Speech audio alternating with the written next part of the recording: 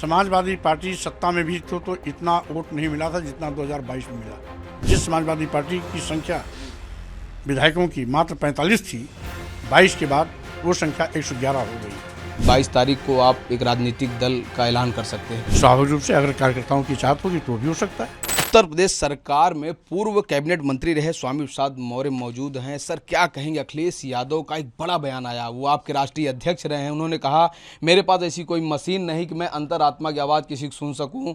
लोग हमारे पास आते हैं, लाभ का पद लेने आते हैं और चले जाते हैं। क्या कहेंगे? इस तरह का बयान सीधा आपके नाम पर आया है। भाई देखिए, समाजवादी पार्टी सत्ता में भी तो इतना वोट नहीं मिला था जितना 2022 में मिला।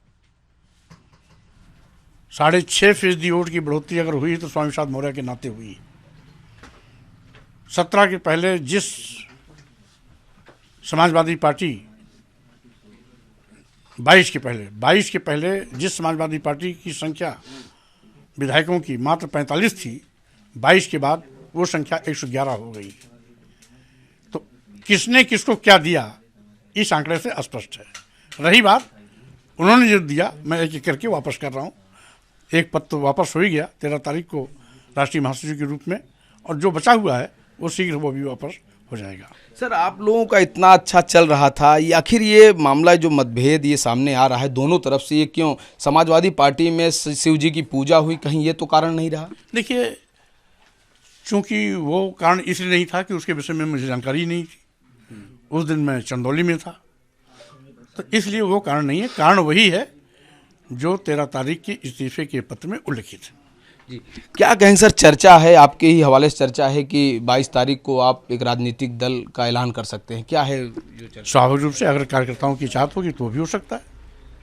क्या कहेंगे सर? न्याय यात्रा में भी शामिल होने की चर्चा है राहुल गांधी की।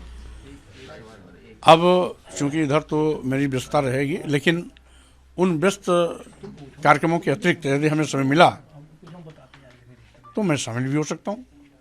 एक लास्ट सवाल सर, जब नई यात्रा शुरू करेंगे, चूंकि लोकसभा चुनाव के पहले स्वामी प्रसाद मौर्य एक नए रूप में, एक नए दल के रूप में आने वाले हैं, चूंकि आपको तो पूरा देश जानता ही है, लेकिन अकेले जाएंगे, गठबंधन से जाएंगे, क्या भाजपा के साथ भी, एनडीए के साथ भी जा सकते हैं, या एक अलग रास्ता निकालेंगे? देखिए, पहली बात तो वो सब कुछ तय होगा 22 के बाद।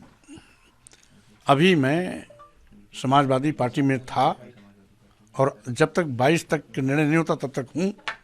समाजवादी पार्टी इंडिया अलायंस का पार्ट है, तो मैं भी अपने को इंडिया अलायंस का ही पार्ट मानता हूँ। धन्यवाद सर।